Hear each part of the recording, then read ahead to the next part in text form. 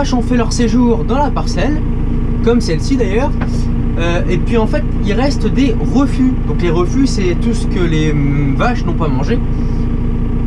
Étant donné qu'on s'est lancé dans le pâturage tournant dynamique, comme je vous en ai parlé dans les dernières vidéos, on n'est pas encore au point à 100%, on est encore en évolution. Et donc là, cette année, enfin pour l'instant, on a mis les vaches un petit peu tard dans la parcelle. Ça veut dire que le stade de la plante, donc la plante est montée en maturité, et donc en fin de compte, les tiges sont solidifiées. Elles sont devenues un peu moins appétantes, donc les vaches ont eu moins envie de la manger, et du coup c'est ce qui reste. Alors là, je vais tout broyer, et puis en plus on a un problème de chardon. On a beaucoup de chardon. Donc ça, c'est les vaches ne les mangent pas, ça les pique sûrement aussi un peu. Donc là, on va tout remettre propre. C'est tout simplement un désherbage mécanique, le broyage.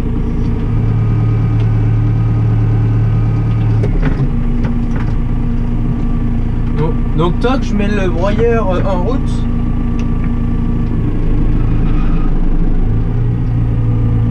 Hop.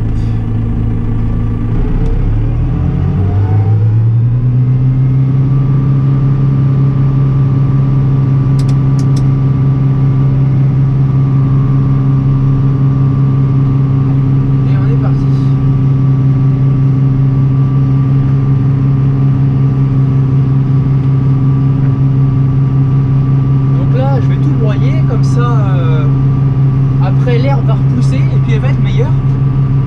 Donc le but du pâturage dynamique là, c'est d'optimiser la pousse de l'herbe et de faire manger un maximum d'herbe aux vaches et de meilleure qualité.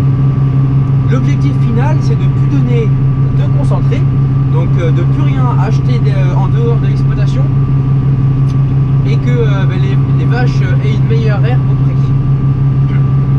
Pour donner une ordre d'idée là, les vaches donc sortent le matin et le soir, enfin toute la journée. On les rentre juste pour faire la traite.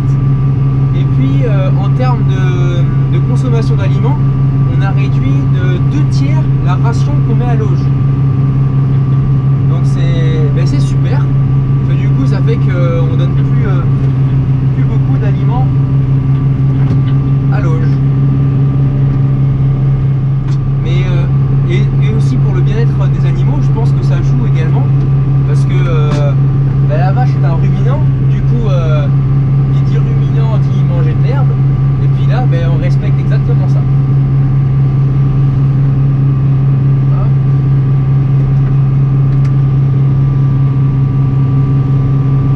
Là les vaches se nourrissent pas exclusivement encore, mais essentiellement d'herbe. Et donc après à nous de gérer ça, c'est plus de l'herbe pour qu'elle mange, à nous de faire en sorte qu'elle mange de la meilleure herbe possible.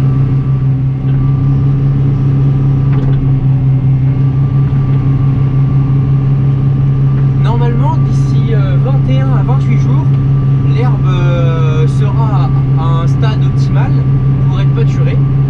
Donc maintenant il n'y a plus qu'à attendre.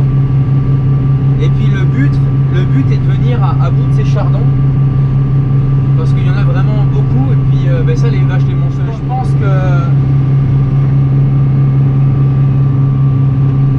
pense que niveau environnemental, ça peut être que positif de faire pâturer.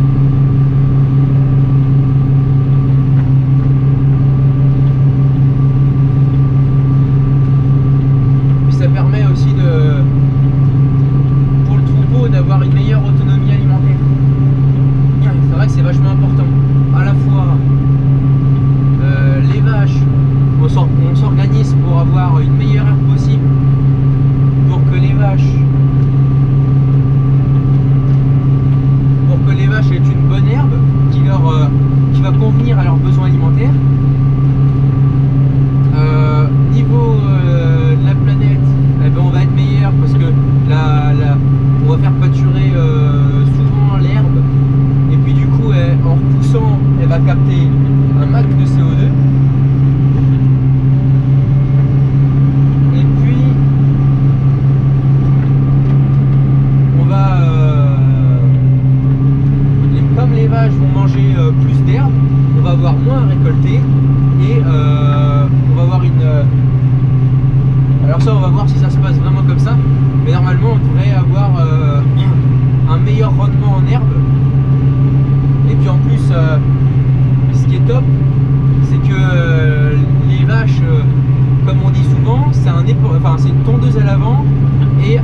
aura fumier à l'arrière.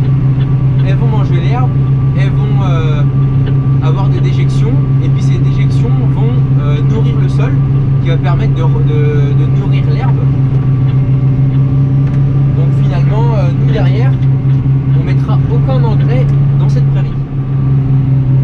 Donc ouais, niveau écologique, c'est vrai que le pâturage, c'est le top du top, quoi. Bah, allez, je vous montre quelques images du broyage. Tu vois là derrière moi, c'est tout ce qui n'a pas été mangé. Donc là on retrouve on voit là, beaucoup de chardon. Donc là c'est bon pour les broyer parce que c'est avant la floraison. Donc ça, comme ça ils vont pas se reproduire ou quoi. Donc ça c'est vraiment le bon stade, faut pas attendre. On voit que là c'est tout tapissé de chardon. Donc ça les vaches n'y ont pas touché du tout. Et puis après on voit qu'il y a de l'herbe. Donc là, comme je vous disais tout à l'heure, comme on a trop attendu au niveau de stade, l'herbe s'est avancée. Et puis du coup il reste les tiges. Donc les vaches sont malines, forcément elles ont mangé que les feuilles. Maintenant il reste les tiges. Donc, pour la prochaine fois, il faudra qu'on mette les vaches plus tôt pour que l'herbe, qu'elles mangent l'herbe quand elles sont plus tendres et qu'elles mangent tout, qu'elles rasent. Une vache ça mange à peu près à 5-6 cm du sol. Et puis là au niveau du broyage, je ne broie pas en dessous de 5 cm parce qu'après ça va affecter la pousse de l'herbe. Donc ça serait bête de gêner la pousse de l'herbe juste en voulant broyer trop bas. Parce que là s'il faut, les vaches referont un deuxième tour dans un mois. Elles feront un deuxième tour dans ce carré là. Et puis là à ce moment là, si il faut broyer, on rebroiera. Et puis au bout d'un moment, le chardon va s'épuiser et puis il va disparaître. Donc on se fait pas trop de soucis. Et faut faire pâturer un maximum. Et comme ça, naturellement, ça va se nettoyer en fait.